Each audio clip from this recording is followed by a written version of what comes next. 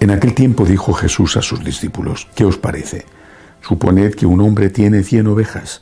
Si una se le pierde, ¿no deja las 99 en el monte y va en busca de la perdida? Y si la encuentra, en verdad os digo que se alegra más por ella que por las 99 que no se habían extraviado. Igualmente no es voluntad de vuestro Padre que está en el cielo que se pierda ni uno de estos pequeños. Palabra del Señor. Este ejemplo que pone Jesús, esta parábola de la oveja perdida, por supuesto está hablando de él como el buen pastor que va en busca de esa oveja extraviada. Este ejemplo vale para nuestra época, pero todavía hoy es más grave, posiblemente, que en la época del propio Cristo, porque hoy no hay una perdida de 100 y 99 que están bien en el redil. Hoy hay por lo menos 90 perdidas de 100, por lo menos, en sitios donde son más de 90, es decir, donde el número de los católicos practicantes no llega al 10%. Hay zonas en Europa que son apenas del 5%. Y hay que preguntarse por qué. Porque para saber qué hay que hacer, primero hay que saber por qué está ocurriendo lo que está ocurriendo. No podremos encontrar nunca una solución si no sabemos los motivos que han causado esta situación. ¿Por qué? Me llamó la atención que esta semana el arzobispo, no sé, estoy muy seguro si es obispo o arzobispo de una ciudad de Pakistán, Islamabad, declaraba que en su diócesis el 90% de los católicos van a misa todos los domingos. Pakistán es uno de los países más duros con el cristianismo, aunque tiene una minoría cristiana pequeña, pero considerable debido a que es un país muy poblado. Tienen la ley de blasfemia, que es horrible. Cualquiera puede acusar a un cristiano de haber ofendido a Mahoma sin ninguna prueba y, por supuesto, siendo totalmente falso para quedarse, por ejemplo, con sus tierras o para abusar de una hija. A pesar de eso, el 90% de los católicos va a misa todos los domingos.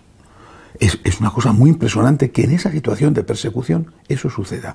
No sé si el porcentaje es extensible a otros lugares donde también los católicos están siendo hostigados. No sé cómo era la práctica religiosa en la llanura de Nínive, en Irak, antes de que la desalojara violentamente la yihad. Pero probablemente era una práctica religiosa alta. Y seguramente es una práctica religiosa alta también la de los católicos en India, que se encuentran bajo persecución, o la de los católicos en esos países de África donde también hay acoso por parte del Islam radical. Hay que preguntarse, repito, ¿por qué? Porque si no sabemos las causas no podremos encontrar las soluciones. Es la comodidad, sobre todo es la comodidad, es la pereza la que nos hace dejar la Iglesia. Algunas personas seguramente dejarán la práctica religiosa y entrarán en crisis de fe porque no entienden los planes de Dios ante una muerte, ante una enfermedad, ante un problema familiar grave. Se preguntan por qué Dios lo permite. Y entonces, ante esta pregunta, su reacción es la crisis de fe y el alejamiento. Posiblemente hay un porcentaje así. Claro que la solución no es eso, porque si tú tienes un enorme dolor porque ha muerto alguien, por ejemplo, el hecho de que te alejes de Dios no va a hacer que resucite. Al contrario, vas a estar sin la persona fallecida y sin la ayuda de Dios, sin la compañía de Dios, sin la esperanza de volver a ver a esa persona en la vida eterna. Pero el número y el porcentaje de los que se alejan de Dios por una crisis de fe debido a un problema es pequeño comparado con el número de los que se alejan por la pura, exclusiva comodidad. El problema de Occidente, que es donde se está dando la mayor crisis de fe, la apostasía silenciosa, el problema de Occidente, me refiero sobre todo a Europa Occidental concretamente, es ese, es la comodidad, es la pereza. Es que cuanto menos haces, menos quieres hacer. Cuanto más rebajas las exigencias, más rebajas pides. Por lo menos en Madrid, por poner un ejemplo concreto, y al menos creo que se puede decir que en toda España, ahora llegará, dentro de un mes escaso, llegarán las rebajas.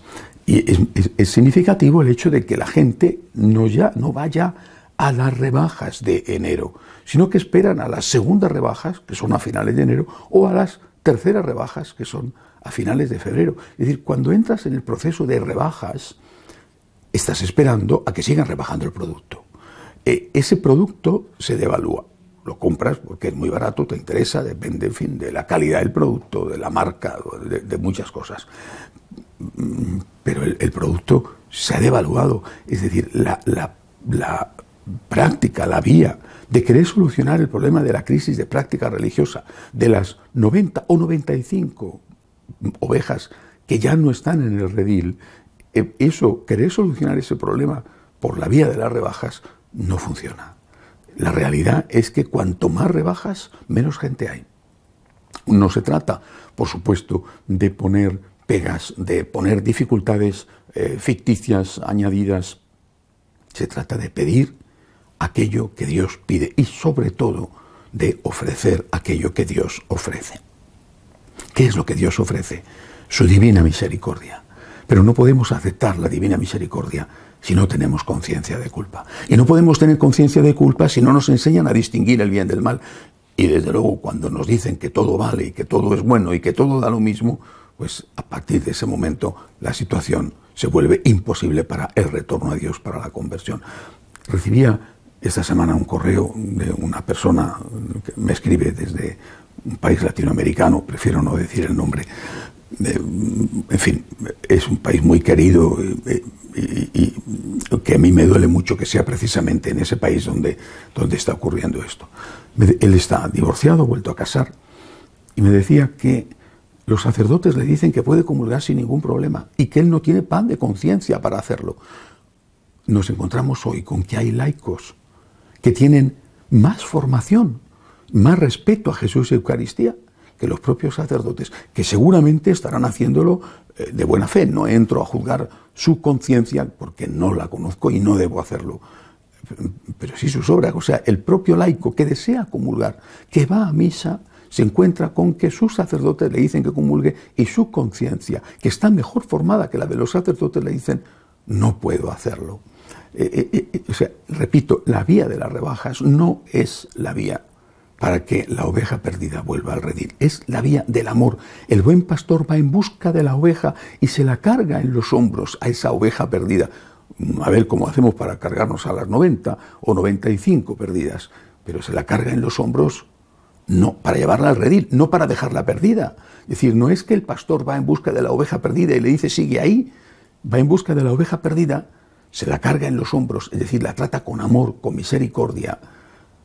No la regaña, no la echa la gran bronca, no la insulta, pero se la lleva de nuevo al redil. Es decir, se la lleva de nuevo al sitio donde tiene que estar con su amor, y allí, en el redil, está sabiendo qué es bueno y qué es malo, y qué tiene que hacer para estar con Dios, y qué tiene que hacer para alcanzar la vida eterna. Pidamos al Señor hoy no solo por las 90 o 95 ovejas perdidas, sino por los pastores, para que hagan lo que Cristo Jesús haría, lo que Cristo Jesús quiere seguir haciendo a través de ellos, buscar a las ovejas perdidas para llevarlas de vuelta a casa. Que así sea.